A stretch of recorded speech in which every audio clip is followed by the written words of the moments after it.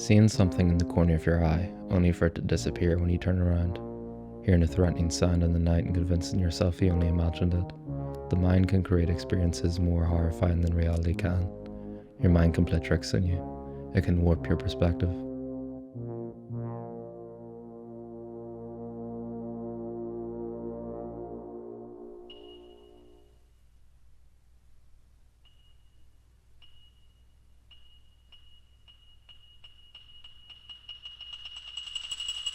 Arguably the origin of some of humanity's most horrific creatures are the tricks the mind plays on us.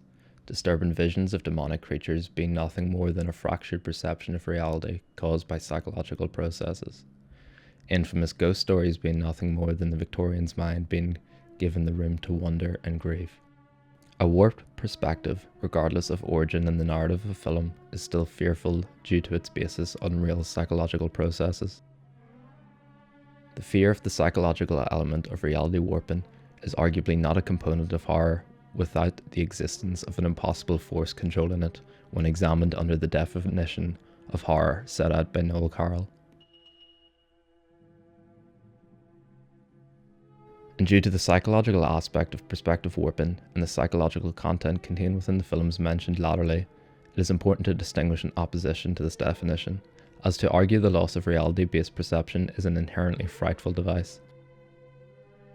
Supporting this argument is the psychological research demonstrating the effectiveness of psychological horror to horrify an audience.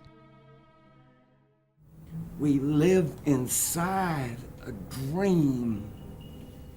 Jensh's theory of the uncanny describes the psychological effect of finding the familiar within the strange. This describes much of the fear found in distorted reality. The basis of the experience is always situated within the familiar reality. The character is engulfed within not a new, complete nightmare, but a distortion of the real and the familiar into the strange. In the case of Perfect Blue, Mima's familiar reality of her room is warped. She finds herself an exact recreation of her room in a completely new environment, disturbing her established familiar reality into the strange. As Mima's grasp on reality loosens and her warped perspective grows, the most familiar turns to the most strange. As her own identity and self become the aspect of her horror, a warped reflection of herself haunts her, working to further her psychological torture and perpetrating the acts of horror happening around and against her. In this way, perspective distortion allows the narrative to contain all elements of horror described by Carroll without needing to establish a causation based in the established reality of the film. In the case of Perfect Blue, this manifests in the functions of fission and doubling, as Carroll and Fisher describe.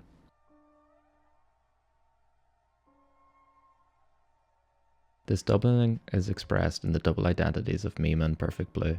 However, in the larger sense of perspective warping, it is expressed through the doubling and fusion of realities.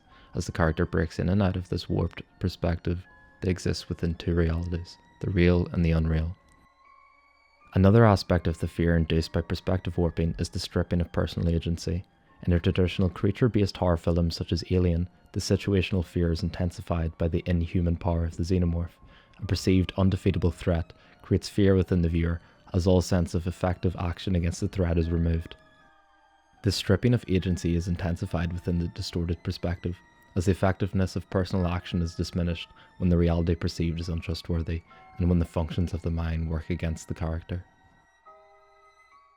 Don't worry, Mom. I know all about cannibalism. I saw it on TV. See? It's okay. You saw it on the television.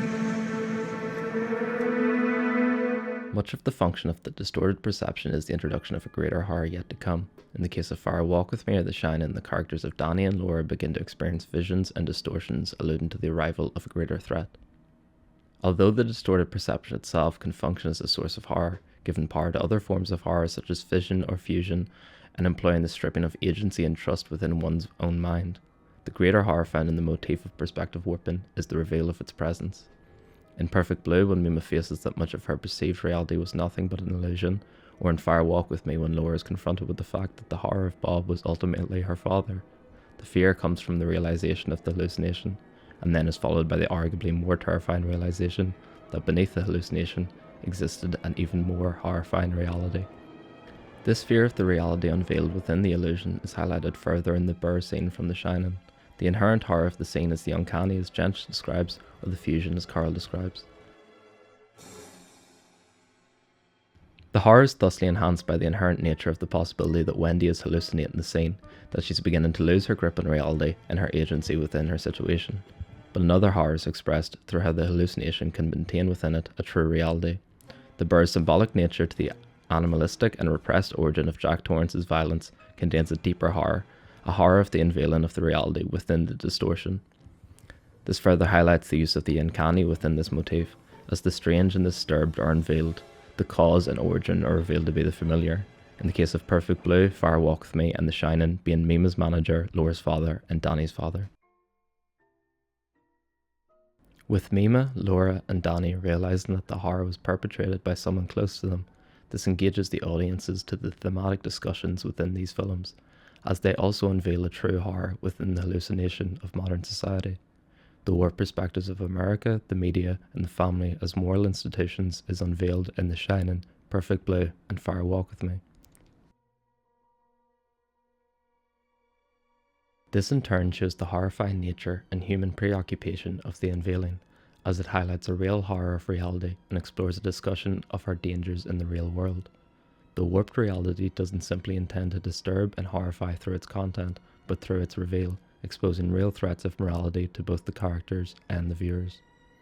We experience a release of illusion, much like the characters when the source of horror is unveiled, as the horror experience on screen is supported and influenced by the real horror of the world. In the case of The Shining, revealing the dangers of American imperialism.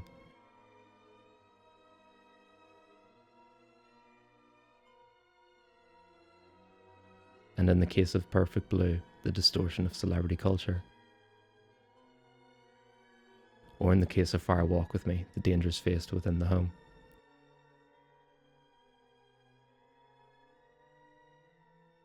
This explains a lot of our preoccupation with this type of narrative device, as the narrative of the warped perspective unveiled is mirrored in our own thematic discovery of the real-world origin of these horrors. All this in turn shows how the distorted perception is used within the horror genre and film, how it exploits the psychological workings of our minds to expose our fears and unveil their real-world counterparts. Our preoccupation with this motif isn't just because of its effectiveness to thrill through fantastical horror, rather to examine the real-world basis hidden within these fantastical horrors. Like all great art, it wants to start a cognitive discussion of reality. The next time a horror film scares you, is it really just an illusion of celluloid, or is there something deeper at play?